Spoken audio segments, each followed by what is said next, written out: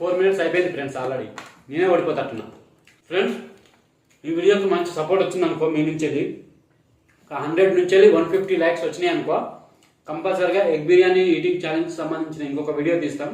కానీ అది no hand eating challenge, అంటే చేతులు లేకుండా ఓన్లీ నోరుతోనే తినడం.